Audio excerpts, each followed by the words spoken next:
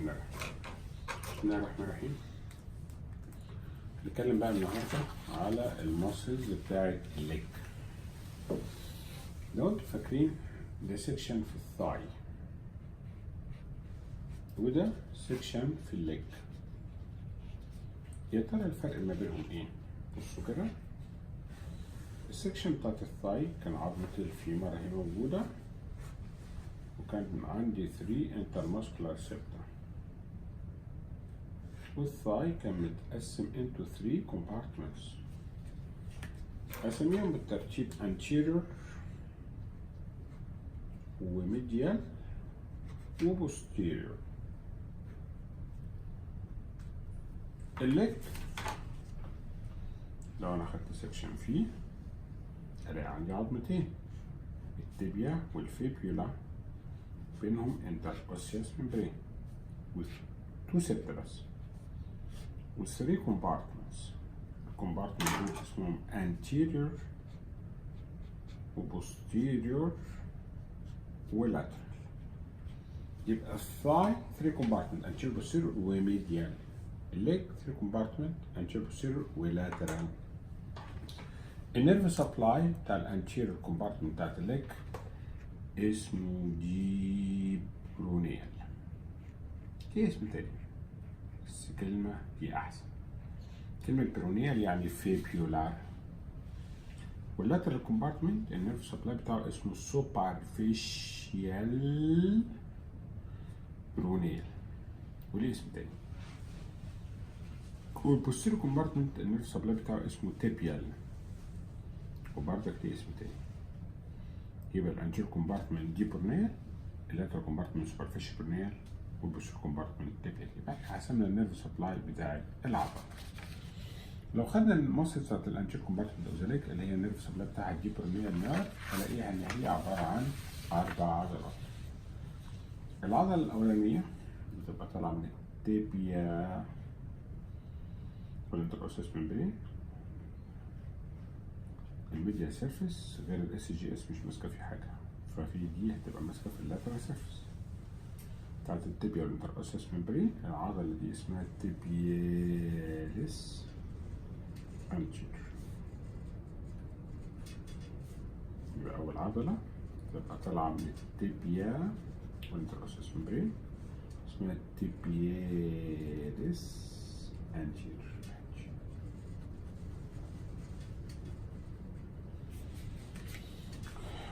بقية العضلات اللي هم موجودين في الانتيريور كومبارتمنت كلهم طالعين من الفيبيولا على وزن ربع ربعين 3/4، مش مهم أوي حتة الأوريجين عشان ما نضيعش وقتنا. العضلة الأكبر بتبقى رايحة للبيك 2، والعضلة دي بطلع عليك الإكستنسور هاليسيس لونجس. الجروب ده كله اسمه إكستنسور جروب اوف ماسل. يبقى عضلة رايحة للبيك 2 اسمها اكستنسور هاليسيس لونجس.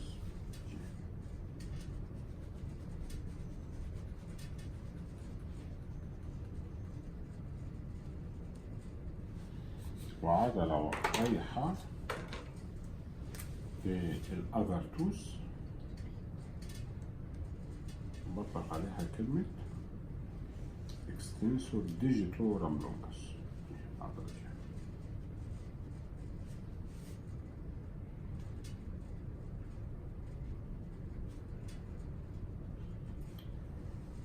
والLL يعني العضلة اللي اسمها لونجس رايحة لللاترال فورتوس اسمها اكستنسور ديجيتورم لونجس.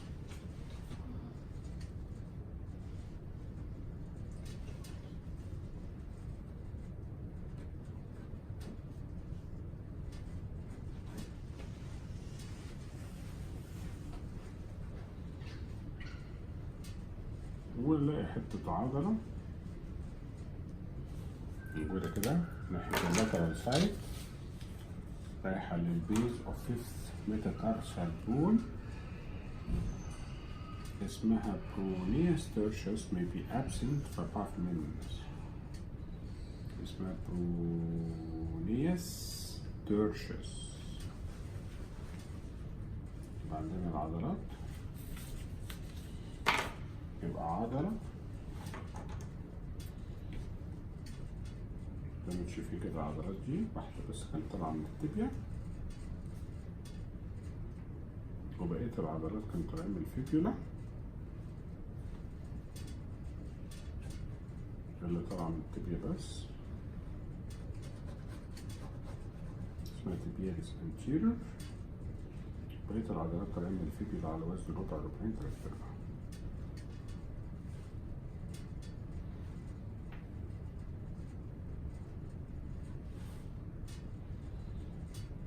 قلنا الانسرشن التفاصيل بتاعته مش مهمة قوي يعني. كلمة العضلة اللي وصل لغاية البيك 2 بطلق عليها كلمة extensor hallucis longus، hallucis longus أو hallucis longus. والعضلة اللي واصلة لغاية الاكستنسور اكسبانشن بتاع اللاترال فور توز اسمها extensor digitorum longus. والعضلة اللي may be absent في 4% من الناس اسمها peroneus tertius.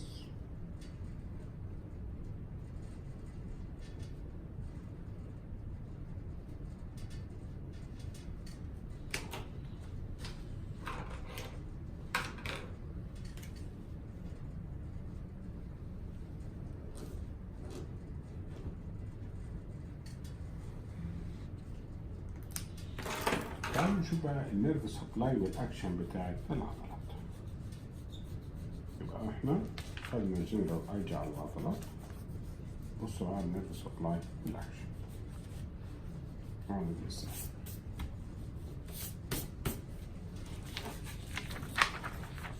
اول عضله النيرف سبلاي اسمه الجيبرونيال. اتفقنا خلاص، نيرف موجود في الكومبارتمنت ده اسمه الجيبرونيال نيرف، يبقى النيرف سبلاي محسوب.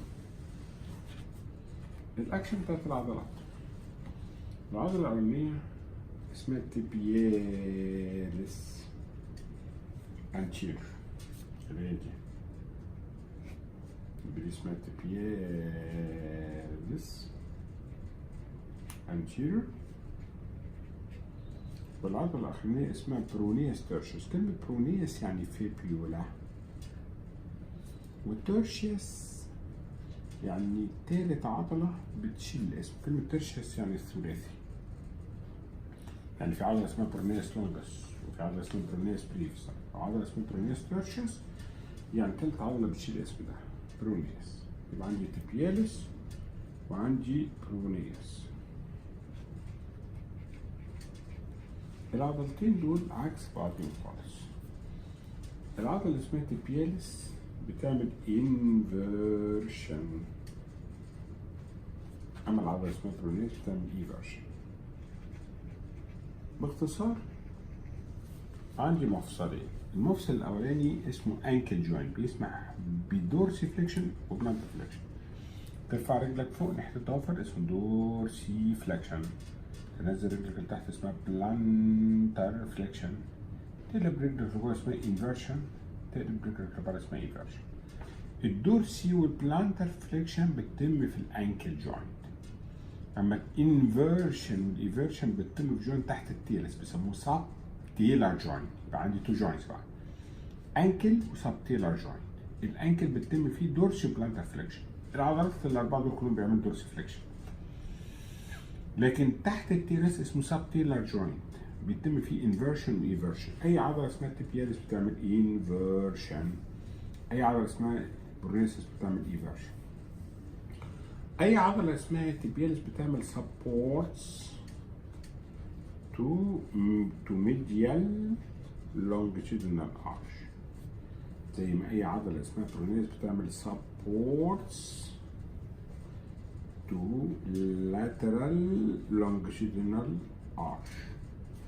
ببص على الخطوط كده، ببص عليها بسرعه من الجنب، دي التيبيا اهي، الاقي ادي الرجل اهي، بلاقي في ارش موجود، في قوس موجود، ده بيسموه ميديال لونجيتودينال ارش. لو رسمت عظمة الفيبيولا كده ورسمت الرسمة دي مرة تانية، بس دي الفيبيولا، نلاقي ارش اسمه لاترال لونجيتودينال ارش. اي عضله اسمها التيبياليس بتعمل مينتينز او سبورت ميديال روتينال ارش. اي عضله اسمها التيبياليس بتعمل مينتينز او سبورت ميديال روتينال ارش. يبقى اي عضله دي اسمها تيبياليس او اي عضله اسمها برونياس. اما بقى الاسم التاني anterior، يعني تيبياليس anterior يبقى معناها بتعمل دورسي فليكشن، يعني موجوده قدامي بتعمل دورسي فليكشن تو انكل. اما لو العضله اسمها برونيس تيرشياس يعني تبع الجروب الامامي يبقى بتعمل دورسي فليكشن. يبقى ممكن من اسم العضله نعرف هي شغاله وبتعمل ايه. العضلتين اللي بعد كده اسمهم اكستنسور ديجيتورم لونجس واكستنسور هالسس لونجس، دول ساكنين قوي في الاكشن بتاعهم.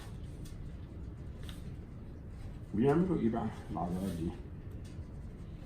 عضلة اسمها فليك اكستنسور هالسس لونجس، اكستنسور ديجيتورم لونجس، اساميهم سهلة اهي. اكستنسور هالسس لونجس يبقى بتعمل extension to all joint of big toe،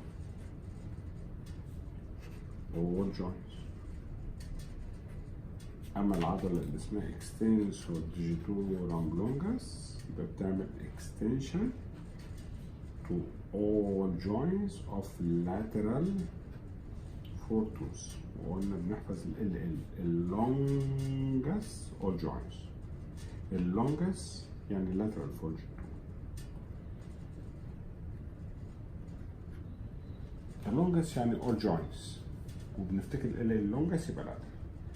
والعضلتين بعدك بيعملوا دورسي فليكشن، ده قاعدة العضلات اللي بتاعت الكومبارتمنت ده كلها بتعمل دورسي فليكشن. يبقى ده الاكشنز بتاعت الايه الانتيريور جروب. والانتيريور جروب العضلة دي اسمها اكستنسور ديجيتورم لونجس، دي اسمها اكستنسور هالسس لونجس. في عضلتين تانيين موجودين في اللاترال كومبارتمنت. عضلتين موجودين في اللاترال كومبارتمنت، عضلة اسمها برونياس لونجس، هي دي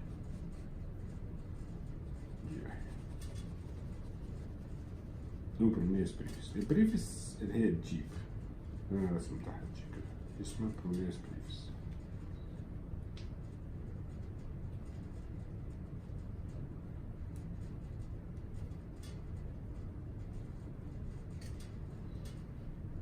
واللونجس اللي هي طويلة اللي هي دي عاملة كفرنج برونياس بريفيس.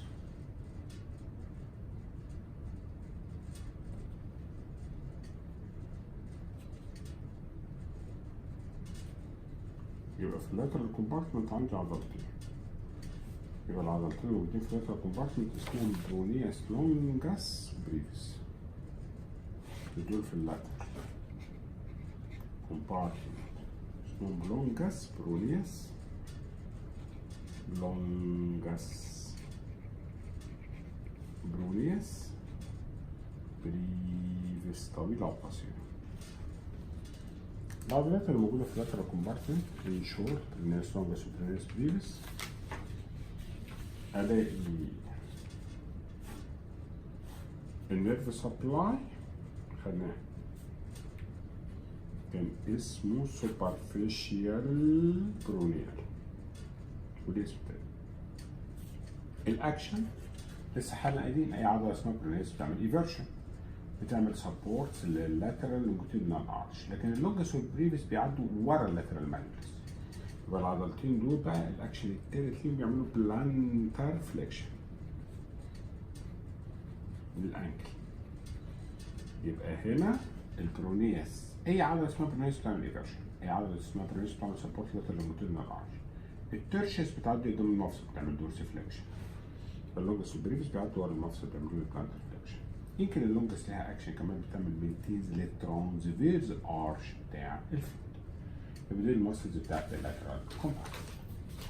الماسلز بتاعت البوستيريور كومبارتمنت بنقسمها انتو سوبرفيشال وديب. السوبرفيشال جروب بيتحط عليه كلمة كاف ماسل، كاف ماسل، كاف ماسلز.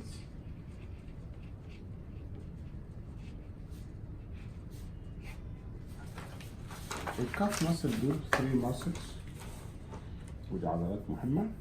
أول عضلة تطلق عليها كلمة جاستروكنيمياس الهيج. زي ما انتم شايفين كده عضلة ليها 2 هيدز اسمها جاستروكنيمياس.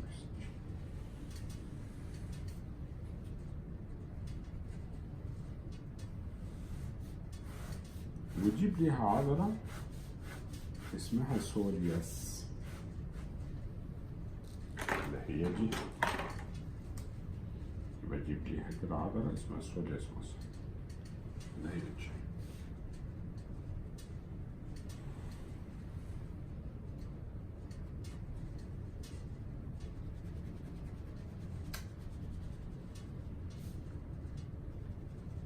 وممكن نرسم السولياس لوحدها اهي. لو شلت جاستروكنيمياس الاقي السولياس عامل كده. العضلة التالتة عضلة ملهاش anatomical importance بس ليها clinical importance كده اسمها بلانتيرس. ممكن نرسمها مع السولياس كده بسرعة. عضلة تقريبا ان التندون بتاعها طويل may be absent اسمها بلانتيرس. هي دي عضلة كده حتة تيشو صنطوطة التندون بتاعها طويل أوي و may be absent اسمها بلانتيرس. التلاتة دول بيطلقوا عليها كلمة كاف ماسل.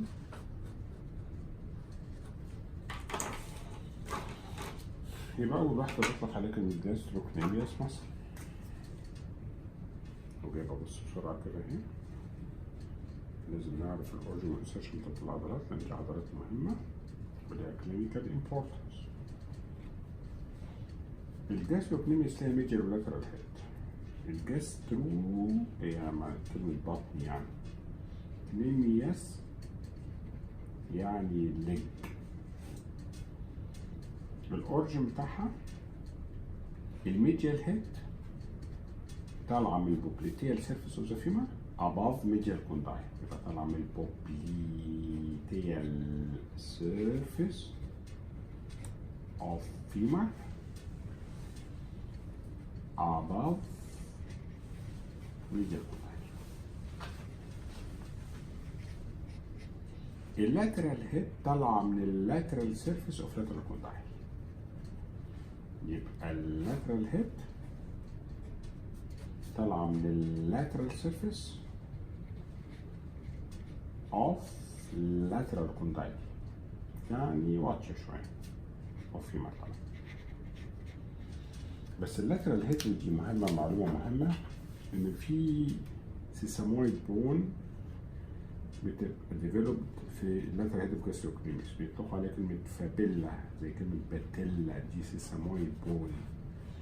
مهم أوي إن احنا نعرف إن في سيسامويد بون ديفلوبد في اللاترال هيد اوف جاستروكنيمياس اسمها فابيلا. يبقى دي اسم جاستروكنيمياس. العضلة التانية اللي موجودة عندي اللي تجيب ليها يبقى دي جاستروكنيمياس.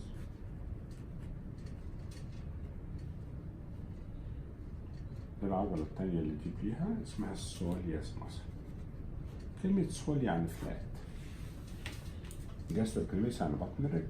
سول يعني فلات. يبقى السولياس. الأورجن بتاعها طالعة من 5 حتت.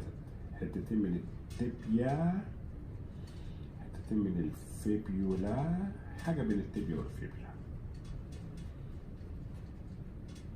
It arises from tibia from 2 sides. من السوليال لاين والميدل ثيرد بتاع الميجر بورت.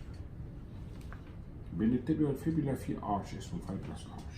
طالعة من الفيبيولا من حتتين باك اوف هيد اوف فيبيولا والابر كوارتر اوف upper quarter or back of shaft of fibula. يبقى عندنا هنا طالعة من حتتين من التibia. من التibia سوليال لاين والميديال بورتر middle of medial portal. حتتين من الفيبيولا طالعة منين؟ من الباك اوف هيد اوف فيبيولا والابر كوارتر بتاع البوستيريور سيرفيس بتاع الفيبر، وحته ان بتوين ارش اسمه فايبرس ارش كده ربنا خلقه عشان بيعمل بريدجنج للفيسل. يبقى حتتين من التيبيا، حتتين من الفيبيلا، حته بين التيبيا والفيبيلا اللي بيسموها فايبرس ارش ان بتوين، يبقى فايبرس ارش. فيبيولا head back of head of fibula shaft upper quarter of back of shaft of fibula. تبيا حتة من التبيا طالعة من السوليال لاين والميدل اوف ميديال بوردر اوف شافت. يبقى ده الاورجن بتاعت الجاستروكنيميوس والسولياس ماسل. الانسرشن العضلة كلها هي تعمل انسرشن حتة التندون ده اسمه تندو كالكانيوس، يعني ماسك في الكالكانيوس، او اسمه تندو اخيلس. اخيلس ده نسبة لأسطورة كده قديمة مفادها ان كان في واحدة كل ما كان يتولد لها ولد كان يموت، فلما راحت للكاهن قال لها اغمسيه في بحيرة الحياة، لو غمستيه في بحيرة الحياة مش هيموت. فلما اتولد لها ولد ده كان اسمه اخيلس، فرحت ماسكاه تمسكه منين؟ ما لقيتش اقوى من الحته دي، فرحت ماسكاه من الحته دي الاخ اخيلس وغمسته في الميه، من هنا جه اسم تندو اخيلس، او الناس الانجليزي يسموه اكيلس، تندو اخيلس. عشان كده ما ماتش اخيلس، يعني على حسب كلام الاسطوره قعد عايش، وكان كل ما اعدائه يحاولوا يموتوه ما عرفوش يموتوه. وبعدين فكروا ايه اضعف نقطه فيه، طلعت مكان التندون، ما هي مسكته وغمسته في بحيره الحياه، الحته دي وصلت في وشه، فضربوه بسهم في المنطقه دي فمات. اساطير.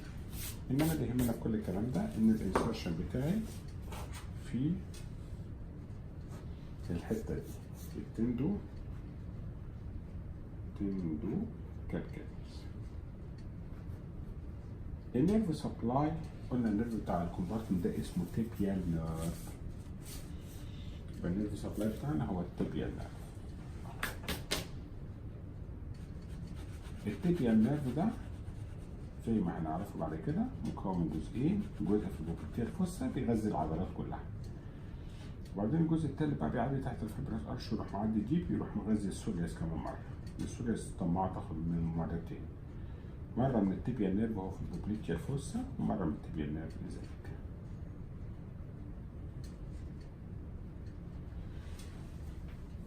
يبقى النيرف سبلاي تيبيال نيرف. ايه الاكشن؟ العضلات دي باختصار بتعدي ورا الانكل جوينت، يبقى الاكشن بتاعها يبقى بلانتر فليكشن، يبقى الاكشن بتاعها بتعمل بلانتر فليكشن اوف انكل، بلانتر فليكشن.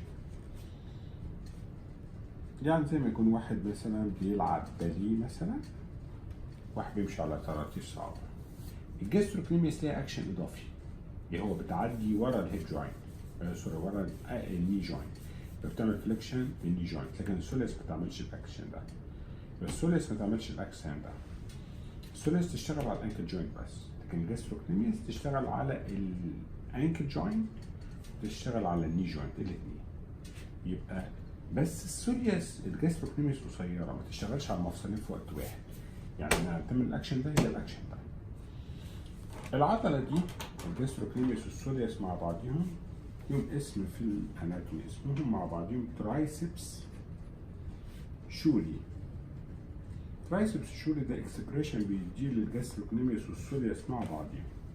الجاستروكنيميوس والسوليس ممكن واحد كان يشوفهم زمان يقول دي ادي التندون اهو، وعضله ليها 3 رؤوس، ادي راس، ادي 2، ادي 3، فكان ممكن واحد يسموه ترايسبس شولي. يبقى ترايسبس شولي بنطلقه على الجاستروكنيميوس والسوليس مع بعضهم، الميديال واللاترال هيد والسوليس، اسمه ترايسبس شولي، يبقى ده مصطلح واحد.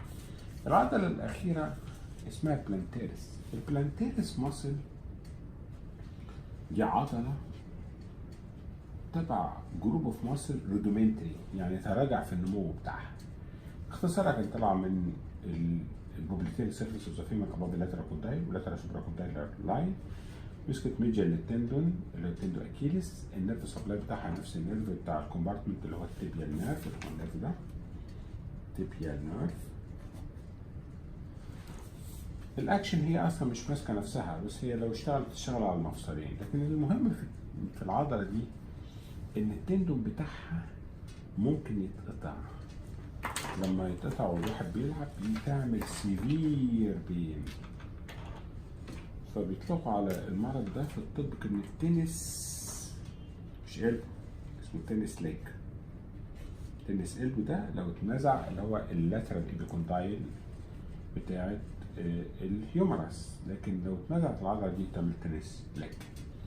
برضك العضلة دي ممكن يستخدموها في الجرافتنج اوبريشن، يعني التندون بتاعتها ممكن يستخدموه علشان يعملوا الجرافتنج اوبريشن. يبقى دي العضلات اللي بطلق عليها كلمة الكاف ماسل، يبقى جاستروكنيمياس والسولياس والبلانتاس. دول السوبرفيشال جروب اوف ماسل. دي الجروب اوف ماسل عبارة عن 4 عضلات. الأربع عضلات اللي هم موجودين ان شورت، عضلة قصيرة اسمها بوبليتياس. يبقى عندنا عضلة قصيرة شوية بطلق عليها كلمة ايه؟ بوبليتياس. وعندنا بتاع عضلة كده لازم يكون ترينجلر الشيب نازلة كده اسمها بوبليتياس.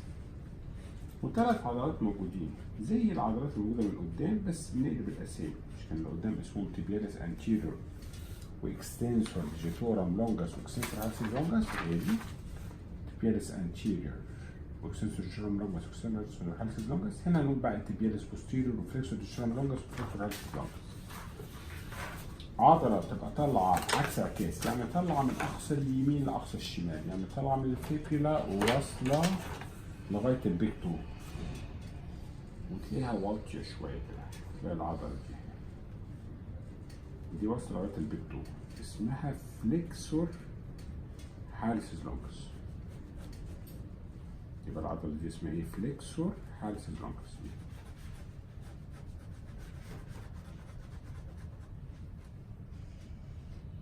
وعضلة طالعة من التibia وواصلة لبقية الصوابع، أسميها فليكسور ديجيتورم لونجاس.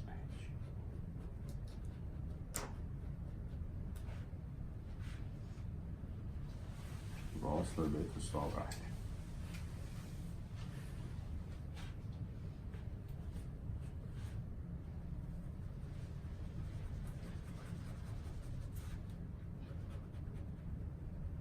وعضلة طالعة من التibia والفيبولا انتروسس ممبرين ان بتوين، أطلق عليها كلمة التيبياليس بوستيريور اللي هي العضلة دي. يبقى العضلة دي اسمها التيبياليس بوستيريور.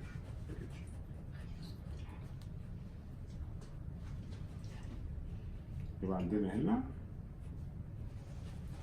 العضلات الموجودين عندنا، يبقى عندنا 3 عضلات: فليكسور ديجيتورم لونجاس، فليكسور هالسيس لونجاس، وتيبياليس بوستيريور.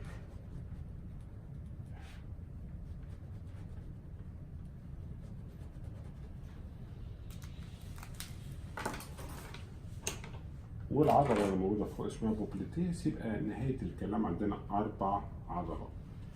يبقى عضلة بطلق عليها كلمة بوبليتيس، وثلاث عضلات: فليكسور ديجيتورم لونجاس، فليكسور هالسيس لونجاس، والتيبياليس بوستيريور.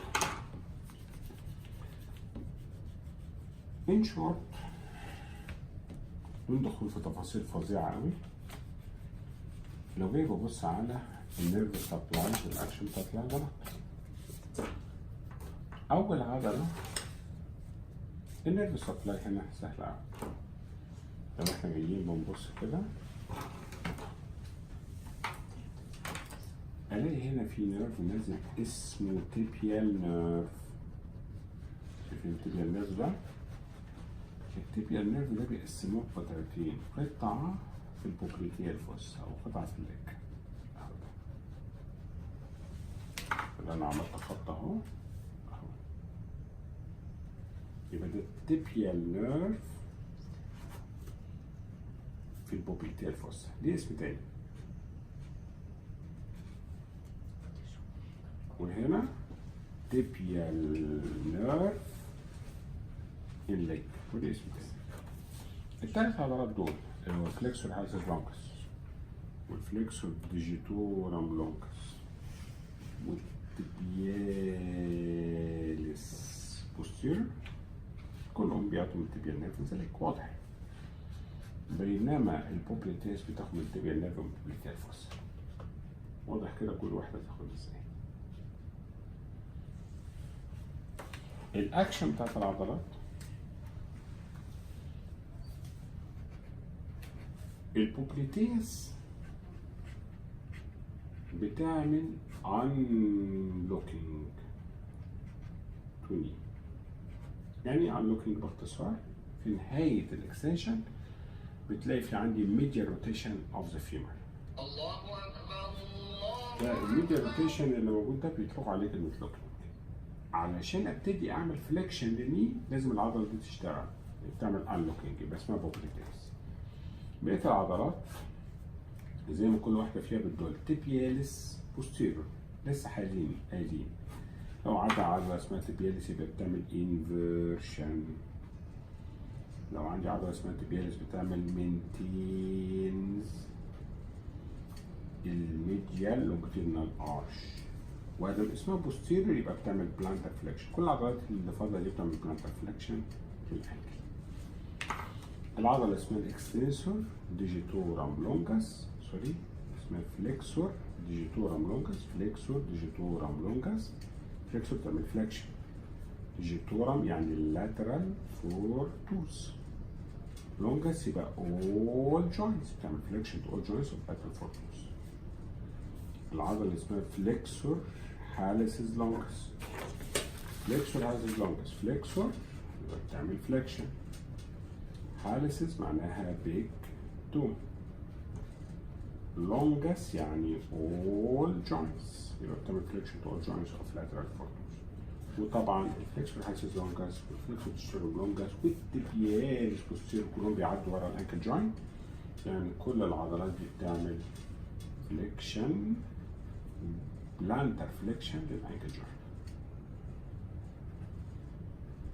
يبقى دي بتعمل بلانتر فليكشن للانكل ودي بتعمل بلانتر فليكشن اوف انكل.